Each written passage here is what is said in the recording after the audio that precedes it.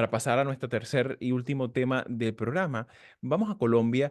Tenemos ya tiempo que no estábamos en esta nación y claro, vemos un poco esta dificultad que ha tenido el gobierno de Petro para seguir adelante y sobre todo adelantar parte de su buque insignia, pues que ha sido, por ejemplo, particularmente la reforma al sistema de salud. Y vemos que en esta misma semana, este miércoles específicamente, 8 senadores de la Comisión Séptima se conformaron en una mayoría para hacer encallar, pues darle la estocada final a este proyecto que obviamente pues tiene dividida también la opinión pública y que de alguna forma pues representa un importante revés a un estilo también de gobierno que no se ha caracterizado principalmente por establecer puentes con la oposición y por lo menos amplificar más allá del aspecto estrictamente ideologizante las razones por las cuales estas reformas son importantes o incluso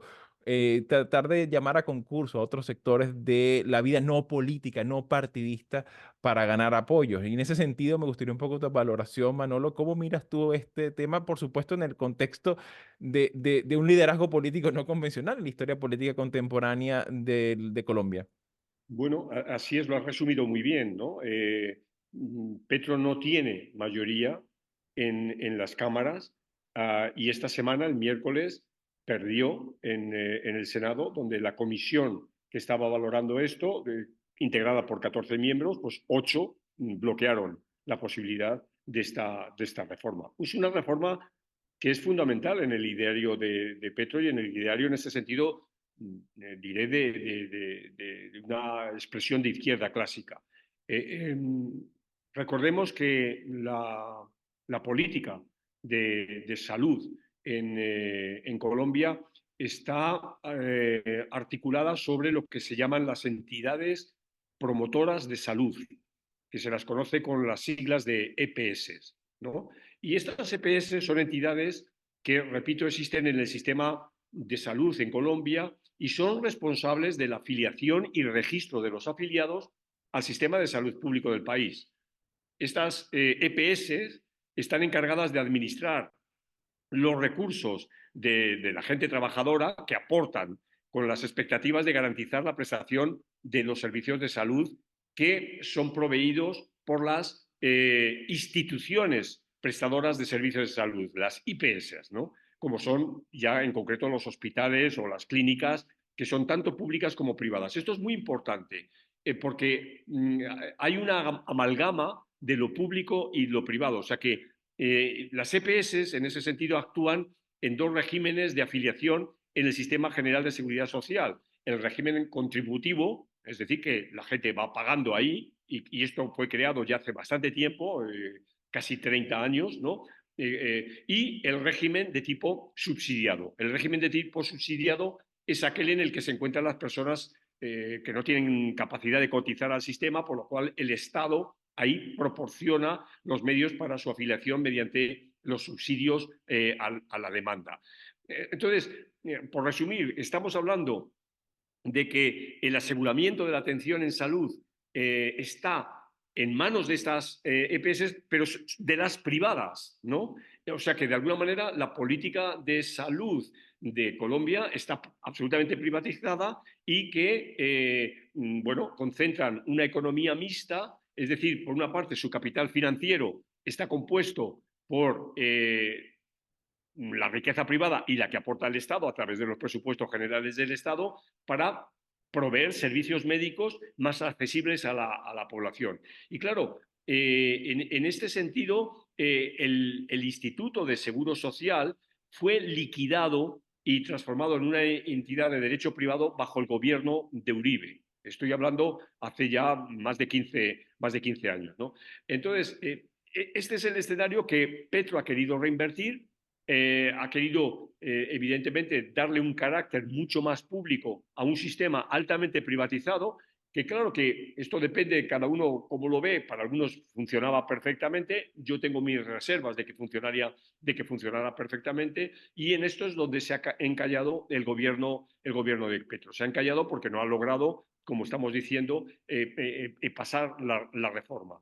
Claro. Se necesita mano izquierda para una reforma que es muy delicada, que toca muchísimos intereses y, bueno, creo que Petro no tiene esa mano izquierda, amén de que no tiene la coalición necesaria para lograrla, claro. Claro, claro, por supuesto. Y creo que esto también nos hace resonancia con muchos otros episodios que ha pasado también en el Exacto. escenario de la región. Recordemos el DNU, que precisamente esta semana, uno de los tantos que se ha revertido en el Congreso argentino, y que bueno, también nos habla de un presidente que, bueno, aquí pudiéramos ver incluso a pesar de que son confesiones ideológicas e inspiraciones ideológicas diferentes, tan diferentes, pero bueno, fíjense un poco cómo a veces esa testarudez de prescindir, de buscar alianzas, acuerdos, de hacer política también Ujú. en los grises, ¿no? Y sobre todo en temas tan complejos como la salud pública, como puede ser también el tema de la educación pública, entre otros aspectos, y que de alguna forma también nos invitan también a la reflexión. Y en ese sentido, Marisabel, ¿cómo miras tú lo que ocurre? Sobre todo considerando que ciertamente en el caso particularmente colombiano ya veníamos de una cantidad de enfrentamiento. Hemos visto que de alguna forma también el sentimiento de protesta anti-Petro o en respuesta a la forma de hacer política del propio Gustavo Petro, pues ha ido creciendo también. Y no es un fenómeno meramente bogotano, ¿no? No, que justamente lo que señalas para mí es el problema de Petro, que él no tiene ningún interés en negociar. Y eso a mí me resulta llamativo, no porque dudemos que Petro no cree que sea importante eh, eh, negociar, porque es lo que está demostrando, pero es que estando en desventaja desde el punto de vista del Congreso, del Poder Legislativo, un político entiende que ese es el juego que tiene que jugar. Gana la presidencia, pero no tiene una mayoría parlamentaria, entonces tiene que lograr alianzas. Eso, por supuesto, no le sirvió de mucho. Y culpar a estos legisladores, porque eso a mí me pareció lo más Así es. grave de toda esta, perdón, de su reacción a lo que la comisión decidió, es acusarlos de que están siendo comprados, porque eso fue lo que dijo. Claro, claro, ese tema, ¿no? Muchas veces que hemos Ustedes, visto en otros ustedes, escenarios, ¿no? ustedes no Ujú. están tomando esa decisión voluntariamente, ustedes lo están haciendo porque los compraron. Claro, y está en Esa no contra de es, los pobres y tal, ¿no? O sea, y esa todo no lo... es la forma de hacer política y Petro lo demuestra constantemente que no es capaz, como dice Manolo, no, no tiende puentes, no los convence, no tiene capacidad de persuasión.